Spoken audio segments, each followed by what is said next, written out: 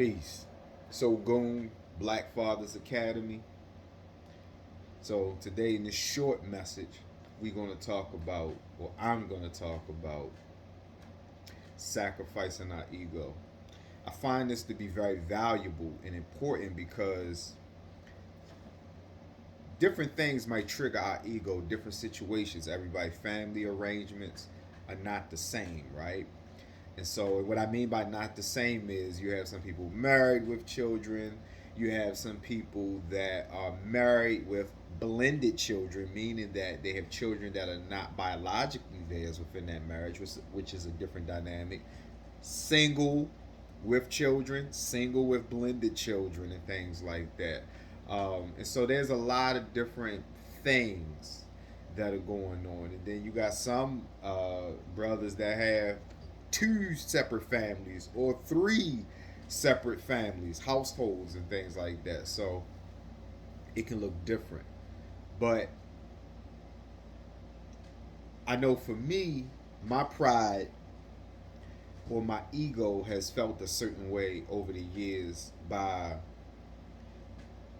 the responses that I've gotten from mainly my older three children, right?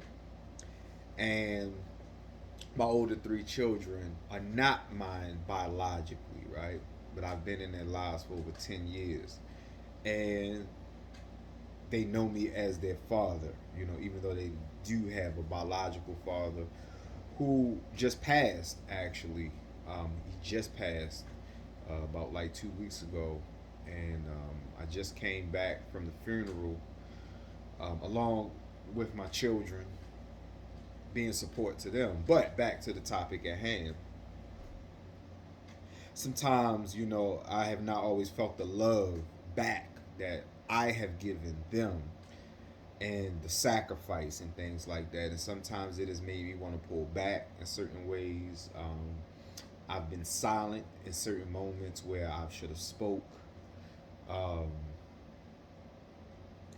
and sometimes my energy, it has affected my energy, right? And everything is not necessarily tied just around with them. It's also indicative of my relationship with their mother, right?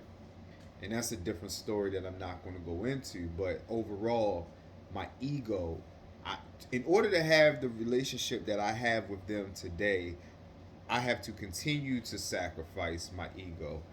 Some people are stronger than others emotionally. Some of us have fragile egos or fragile egos. And for me, it depends. For most of us, it depends on the situation. For me, it depends sometimes on how things happen and what's the circumstances surrounding it. But I know sometimes my ego can feel very fragile, with my children, where I feel like certain things that they're doing or not doing is intentional to hurt me. I've had in my mind that there's a conspiracy to not engage certain things with me. And I'm a truth seeker in every sense of the word. One thing about me is I'm a very self-aware person, extremely self-aware.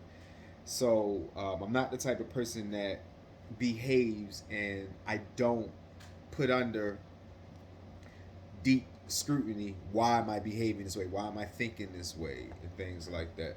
So, but I know a lot of these things have been my ego. Now, I'm not saying that there's not healing that needs to happen and that things don't need to be addressed. But if we want to be the type of fathers that show emotional stability, a stable foundation for them, right? Because everybody's family, especially if you're dealing with a blended family, depending on what were the family dynamics when you came into the picture. All of those things are very, very essential and very important. So sacrifice that ego. Do what you have to do to heal, to get clarity.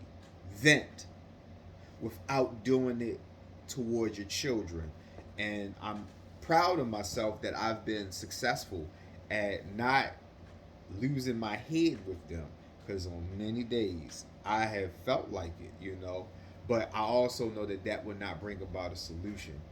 And it's hard sometimes to behave in a way that produces the best solution when you have something that's burning inside of you that feel like it needs a way out, it needs to exit you, right?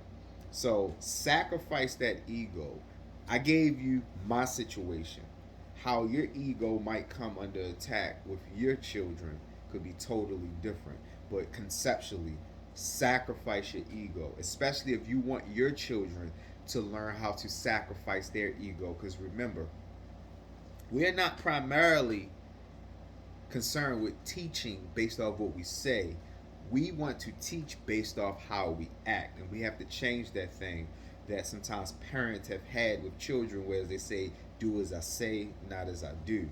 We want to work towards behave how you see me behave. Now, of course, we understand that there's a line between a parent and a child, or an adult and a child, where certain things that you do they should not do. I understand that there's a nuance with that, but for the most part, how you address life, if you want them to practice patience, you be patient.